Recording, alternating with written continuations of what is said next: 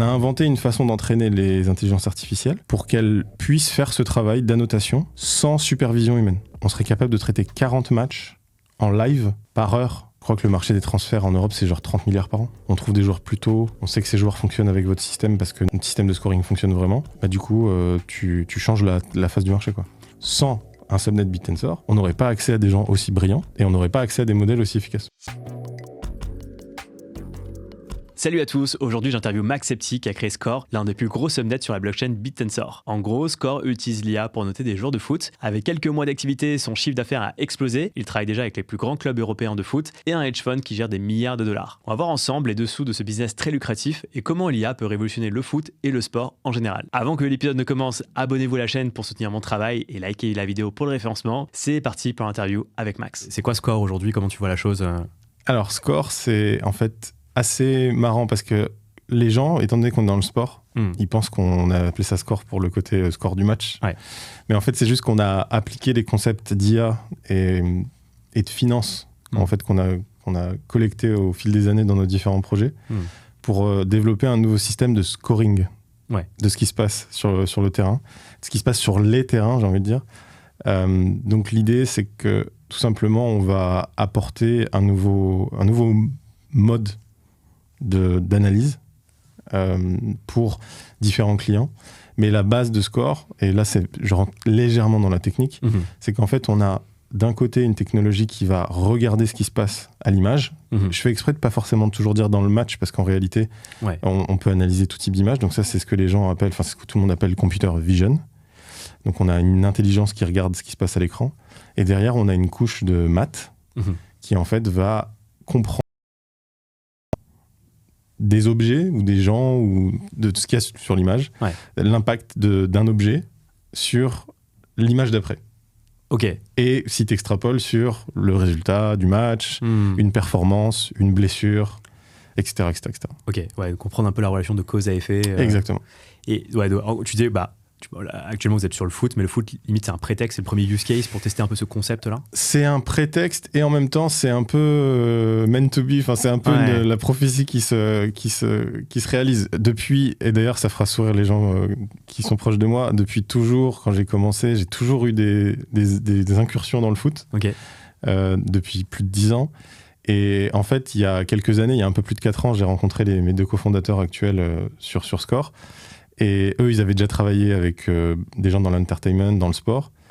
On a rencontré des footballeurs qui se sont associés avec nous sur d'autres projets en parallèle, etc. C'est là qu'on s'est rendu compte d'ailleurs qu'il y avait peut-être une opportunité d'adapter l'IA que nous, on maîtrisait plus du côté finance et du côté Web3 AI au sport. On s'en est rendu compte à ce moment-là. Et en fait, on fait le foot pour deux raisons. La première, c'est que on est tous complètement fans de foot et voilà, donc ça, on peut pas s'en défaire. D'ailleurs, ce soir, je vais au parc, j'ai besoin de voir le match contre Liverpool. Liverpool, voilà, c'est pour les gens qui veulent situer sur la date. Mais la deuxième raison, qui est la plus réaliste, c'est qu'en fait, on s'est rendu compte dans notre phase de recherche qu'en fait, les sports américains, qui sont des sports arrêtés, sont déjà hyper couverts d'un point de vue AI. Quand tu dis arrêter, c'est par exemple baseball? Ouais, en fait, la différence entre les sports américains, en général, les gens le savent, mais c'est qu'en gros, que ce soit au football américain ou au basket, le temps s'arrête souvent. Même si maintenant, dans le foot qu'on regarde nous et qu'on aime nous, il y a des arrêts de jeu, il y a la VAR, etc. Mais bon, ça reste quand même un sport qui est censé être continu. Donc dans les sports plutôt américains ou plutôt arrêtés, en fait, il y a beaucoup plus de concurrents, il y a beaucoup plus d'équipes qui ont déjà développé des choses, pour la simple et bonne raison qu'en fait, que ce soit les règles ou le fait que ce soit un sport arrêté, ça permet en fait d'aller plus vite sur l'entraînement des IA, etc. Enfin bref, en gros, technologiquement, c'est déjà pas mal couvert. Et il y a un autre point qui était très intéressant, c'est que quand tu regardes les marchés, d'un point de vue technologique, tous les sports américains cumulés restent quand même quasiment, si tu les accumules tous, pas aussi gros que le foot. Parce qu'en fait le football, ça reste le sport le plus pratiqué, ça reste le sport où il y a le plus de joueurs dans le monde, ça reste le sport le plus regardé. C'est fou ça d'ailleurs, parce que les Américains qui arrivent toujours un peu à imposer leur pratique, tu vois. Il y a une image qui est hyper, je la reposte de temps en temps pour remettre les gens dans le contexte, une image qui tourne pas mal entre le nombre de personnes qui regardent la finale du Super Bowl, qui d'un point de vue médiatique donne l'impression d'être le centre du monde pendant quelques heures, et le nombre de gens qui regardent la finale de la Coupe du Monde. Et je crois que c'est genre 300 millions versus 3,5 milliards. Ouais. Et en fait, c'est juste, enfin voilà, c'est du tout. Ouais. Mais ouais, c'est très étonnant parce qu'en fait, on se dit aussi que les Américains ont une force de frappe gigantesque, ce qu'ils ont. Mais d'un point de vue data, d'un point de vue marché, si par exemple tu te dis j'ai besoin de faire une technologie qui va aider à recruter des joueurs, le marché des transferts en fait dans le foot il est beaucoup plus actif que le marché des transferts dans le basket parce qu'en fait en Amérique ça marche par draft. Donc chaque année en fait ils vont recruter une génération de joueurs, les équipes vont les piocher, mais du coup il y a un nombre très limité, il y a très peu de mouvements en fait entre les équipes. Ouais, le mercato il est beaucoup moins actif sur par exemple dans le basket dans la NBA que en Europe où à chaque fois tu vas avoir plein de transferts de joueurs. Et c'est peut-être d'ailleurs lié au nombre de joueurs qui constituent une équipe. En NBA, il n'y a que 5. Enfin, en basket, il n'y a que 5 joueurs. Et puis il y a le business en lui-même. C'est-à-dire qu'il y a, dans le sport en général, il y a, en tout cas dans le sport en Europe, il y a cette notion de trouver une pépite. Et donc, du coup, ça crée tout un marché parce qu'en fait, il y a des gens qui vont aller dans des pays, par exemple, en Amérique du Sud, en Afrique, essayer de détecter des talents. Avec ce qu'on appelle des scouts. Exactement. Et donc ça existe aussi dans les sports américains, parce que je vais me faire engueuler sinon. mais l'idée c'est qu'un scout, dans les sports américains, il va faire un reporting à une équipe NBA qui prévoit dans quelques années, en fonction des droits qu'ils ont acquis, parce que c'est tout un système, c'est limite un système gamifié un peu, d'avoir tel ou tel joueur, tel ou tel round, etc. Dans le sport, donc dans le foot comme nous on l'aime, c'est plus ouvert, c'est plus liquide, en fait il y a beaucoup plus de transferts, il y a beaucoup plus de ligues aussi. Parce que du coup, dans les sports américains, en fait, on peut pas être rétrogradé. C'est des ligues fermées. Donc, d'un point de vue marché, on s'est dit, étonnamment, il y a moins de concurrence et plus d'argent. Donc, c'est pour ça qu'on a commencé par le foot. D'accord. Alors, comment ça se matérialise et en fait c'est quoi la proposition de valeur de tout ça? C'est qu'en gros, enfin moi de ce que je comprends, et dis-moi si j'ai compris, c'est que finalement avec des caméras donc tu vas analyser les mouvements des joueurs et que finalement tu vas pouvoir scorer un joueur avec une matrice sur par exemple son physique, la défense, l'attaque, etc.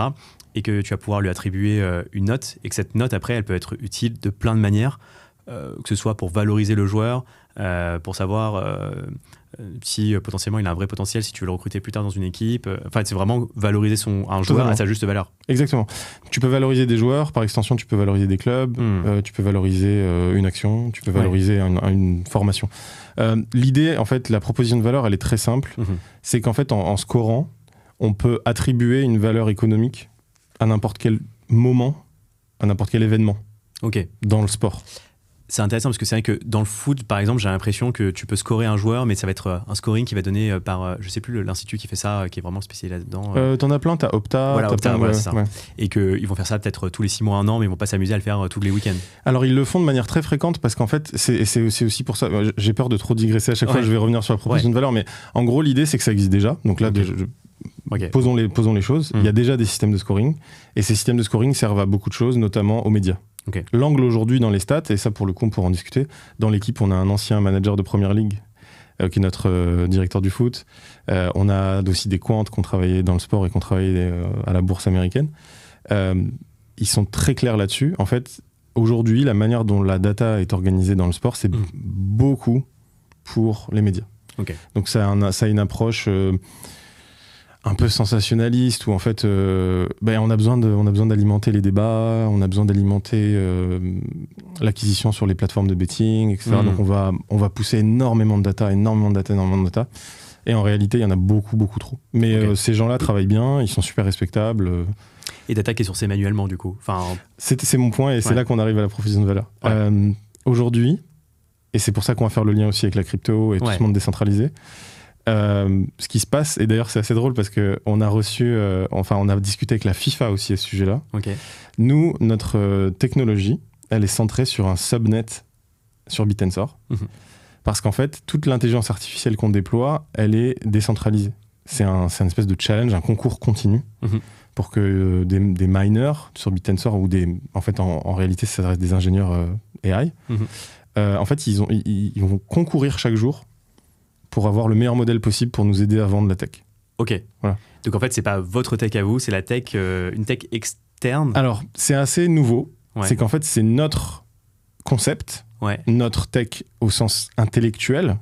Mais par contre, l'application quotidienne du travail d'entraînement et d'amélioration de la tech, elle est décentralisée. Je prends quelques secondes pour remercier la Blockchain Business School de soutenir cet épisode. La BBS est la solution pour vous former à la blockchain avec les meilleurs intervenants. La Blockchain Business School a été créée par Pirates Labs, l'un des plus gros incubateurs Web3 d'Europe, et elle propose des formations avec un suivi individuel par des mentors. Les formations sont finançables par le CPF, le compte personnel de formation. Ces formations durent 3 mois, peuvent être suivies en parallèle de votre activité professionnelle et sont en full remote. Vous pouvez bénéficier d'une remise de 10% avec le code CryptoCoolies10. Je vous mets toutes les informations en description et c'est reparti pour l'épisode. Ce qu'on pourrait appeler le LLM ou Oui, tout ce qui va être training ou tout ce qu'on peut entendre autour des LLM, tout ça va être en fait un travail qui va être reporté sur des équipes qui sont un peu partout dans le monde et qui en fait ont pour but de nous aider, et en même temps elles sont rétribuées par le système qui est Bit&Sor lui-même. Et pardon, ça m'amène tout de suite à une question, c'est comment tu sais laquelle est la meilleure? Alors justement, super question, parce que ça revient aussi sur la proposition de valeur. Que ce soit la FIFA, que ce soit les clubs ou que ce soit Opta ou d'autres concurrents, aujourd'hui, tout est vraiment centré sur les humains qui vont annoter manuellement ce qui se passe. Et si tu prends par exemple la FIFA, pendant la Coupe du Monde, ils ont une pièce où ils ont 2 personnes par joueur qui en fait notent accélération, passe, tacle, faute, etc. Du coup, ça nécessite énormément de monde, et ça en fait, même si c'est des gens qui sont dédiés à ça, ça ralentit en fait l'analyse de la donnée.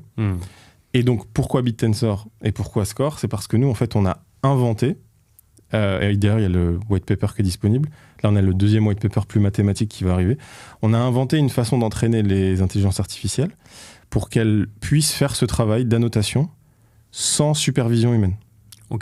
Et ça c'est la grosse différence. Donc là on commence à vraiment rentrer dans de la tech, mais c'est quelque chose de très... pour que les gens comprennent pourquoi on a choisi aussi Bit&Sor et pourquoi on décentralise, c'est quelque chose d'hyper intense et intensif en termes de machines, en termes d'efforts intellectuels pour essayer d'améliorer les processus. Et en fait, ça, techniquement, vu la taille de notre équipe et vu le challenge, ça aurait été, en tout cas, à l'heure actuelle, pour nous, impossible de le faire autrement que de manière décentralisée. Donc quand les gens demandent à chaque fois à quoi sert la crypto, bah là, pour le coup, ça sert à une équipe comme nous. On a du réseau dans le foot, etc., etc.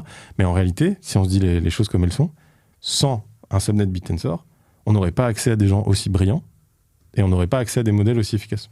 En fait, c'est un moyen de coordonner à distance des gens dans le but de leur faire effectuer une tâche et de les rémunérer dans ce sens-là. Exactement. Exactement. Et ça, pour le coup, quand tu reviens à la proposition de valeur de Score, c'est pouvoir analyser ce qui se passe à l'écran plus vite que tout le monde et moins cher que tout le monde. Et comment tu t'assures, par exemple, je sais pas, on va dire qu'il y a plusieurs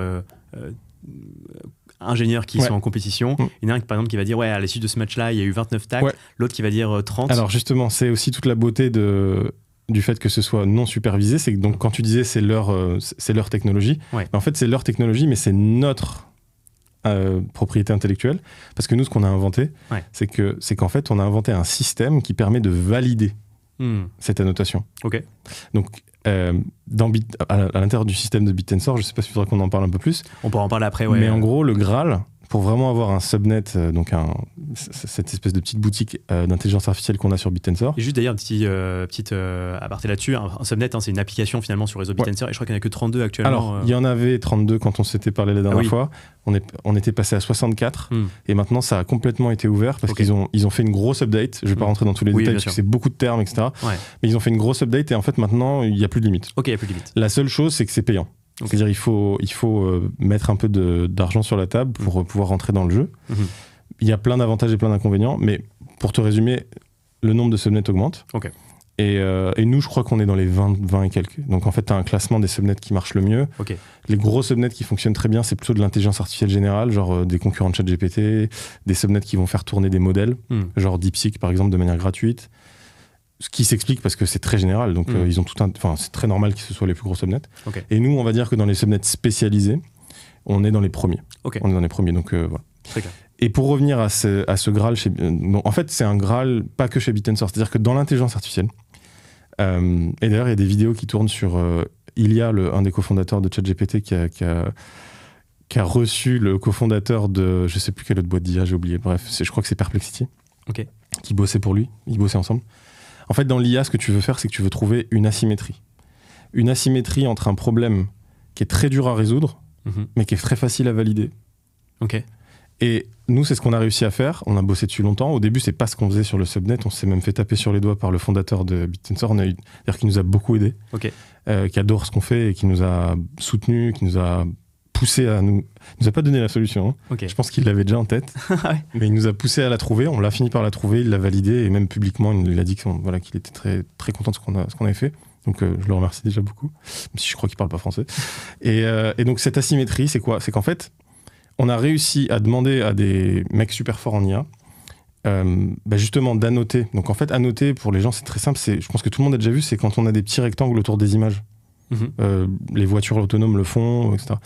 Donc on leur demande d'annoter avec les algorithmes qu'ils souhaitent, on s'en fiche, ils font ce qu'ils veulent. Et nous derrière on a, avec l'aide des validateurs qui sont en fait une autre équipe dans Bit&Sor, on a réussi à faire une recette qui permet aux validateurs de manière très simple et très légère, principalement en utilisant des VLLM, donc des vidéos LLM, de vérifier si les rectangles sont au bon endroit. Là je le fais très simple. Voilà. Très clair. Et donc, ça fait que tu as 100% de chance de taux de succès en termes de... Dans l'IA aussi, 100% pour l'instant. En tout cas, moi, de ce que j'ai vu dans tous les papiers que j'ai pu lire, etc., on n'arrive jamais à 100%. Non, mais je veux dire, on s'approche vraiment... On s'approche à des niveaux qui sont professionnels. Tu vois, vraiment pour en parler à des niveaux qui plaisent à des clubs. On a déjà eu des rendez-vous avec plusieurs clubs, etc. On avance bien avec eux. Mais surtout, on arrive à des niveaux qui permettent d'aller extrêmement vite. Nous, ce qu'on fait, c'est qu'on envoie à chaque... équipe qui fait de l'IA, on envoie des petits clips de 30 secondes qu'on découpe image par image. Et en fait, ils doivent les analyser. Et aujourd'hui, je vais juste dire des chiffres pour que ça donne une idée à tout le monde. On est capable de traiter, si on avait la demande, on serait capable de traiter 40 matchs en live par heure, 24/7. Donc la puissance d'analyse du subnet, elle est monumentale. Complètement. Et d'ailleurs, ça m'amène à cette question-là, c'est que qui sont vos clients aujourd'hui ? En gros, de ce que je comprends, c'est que vos clients, en fait, ça peut être les clubs, ça peut être... parce qu'un club, il veut peut-être valoriser sa base de joueurs existantes, il veut peut-être valoriser tel joueur, et donc il le suit, donc tu vas demander d'analyser plusieurs matchs dans lesquels le joueur a joué peut-être, pour savoir si c'est un bon investissement ou pas. Et peut-être quitte à dénicher des pépites que personne ne détecte, j'imagine. C'est exactement ça. En fait, alors, proposition de valeur, du coup, on revient dessus, c'est l'analyse de data plus rapide et moins chère, tout simplement. Et derrière, on en fait quoi ? En fait, on va voir les clubs et on leur dit, étant donné que nous, on est capable d'ingérer toutes ces vidéos et qu'on sait qu'en fait, il y a des acteurs sur le marché qui filment tous les matchs amateurs, des petits niveaux, semi-pro, etc. En fait, on est capable d'ingérer toutes ces vidéos-là et d'aller chercher des pépites pour eux. On a déjà eu, je peux pas trop dire les noms parce qu'on est en train de négocier les contrats, mais on a déjà eu des clubs top 5 en Europe. Qui nous ont dit parce que quand on a fait des rendez-vous avec eux, avec notre directeur de la science et notre directeur du foot, qui est Brian McDermott, si les gens veulent regarder, c'est le seul mec de l'équipe qui a un Wikipédia. Lui, tu partages pas son LinkedIn, tu partages son Wikipédia. Il était manager à Leeds, il a été manager à Reading, il a joué chez Arsenal et c'était un des plus gros scouts de chez Arsenal aussi. Les clubs nous disent en fait on aurait pu recruter un joueur une étape avant. Mais recruter un joueur une étape avant, dans le cas du joueur que j'ai en tête, c'est économiser 9 millions d'euros.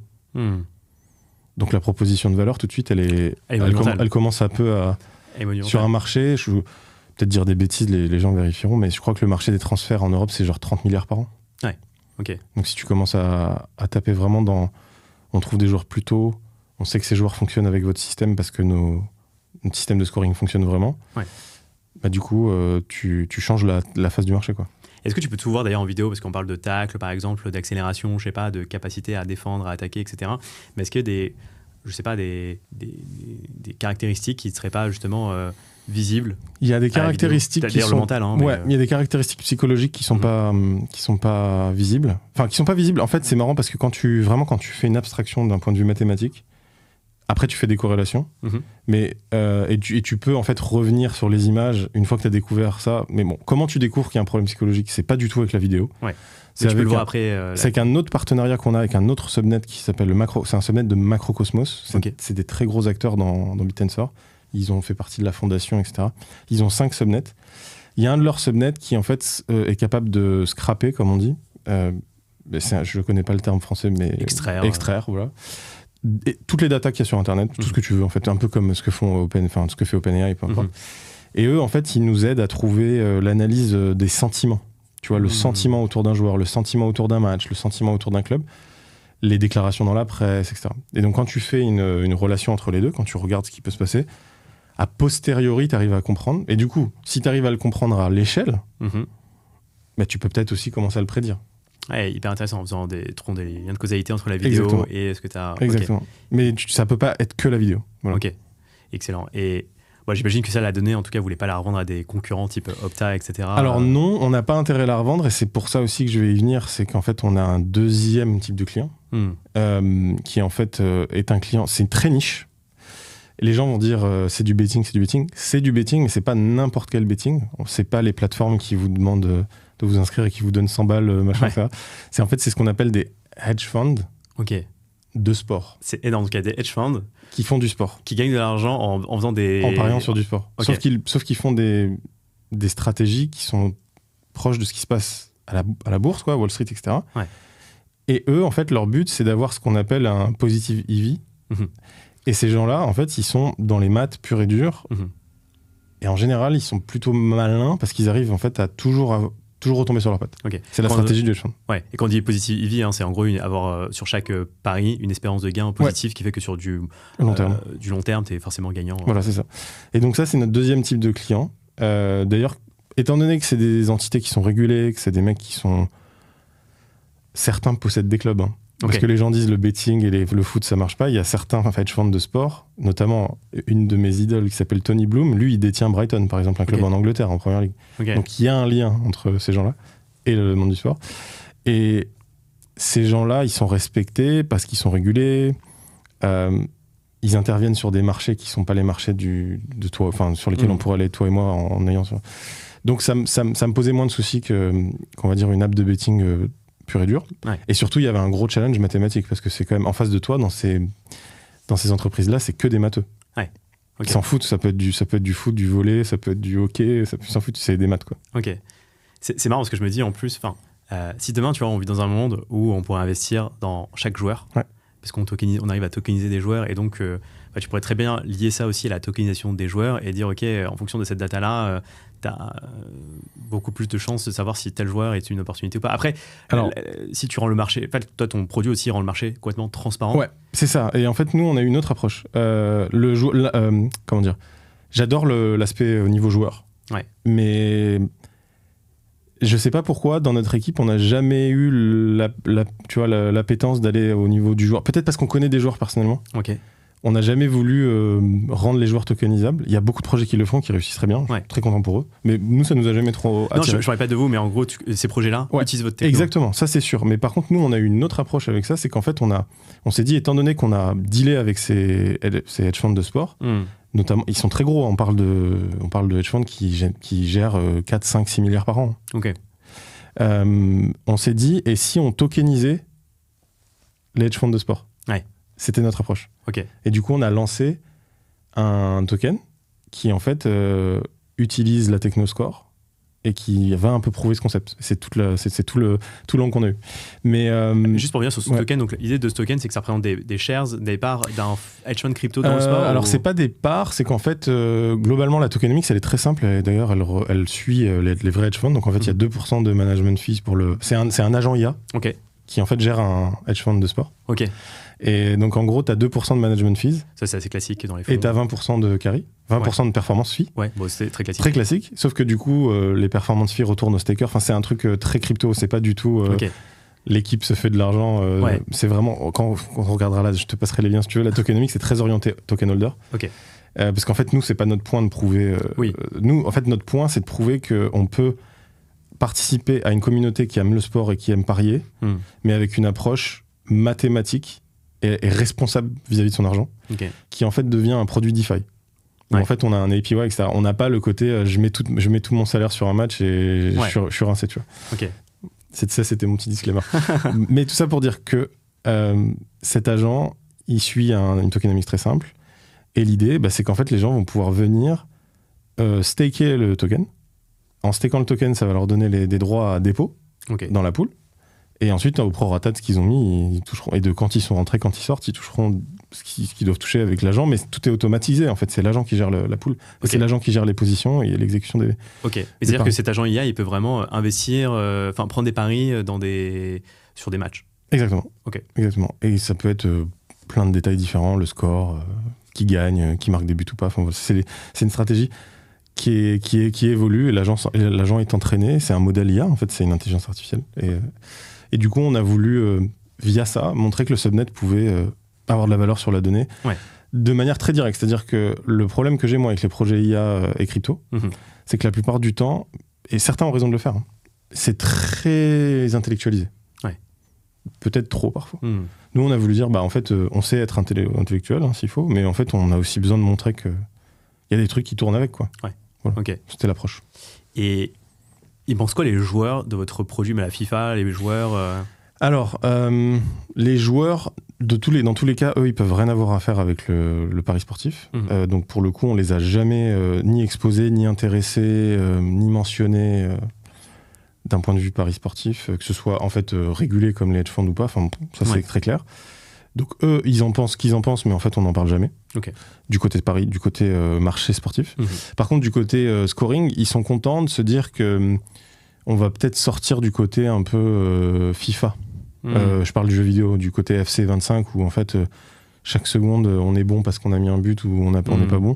Nous, étant donné que dans notre approche mathématique, on va avoir une espèce de carte d'impact.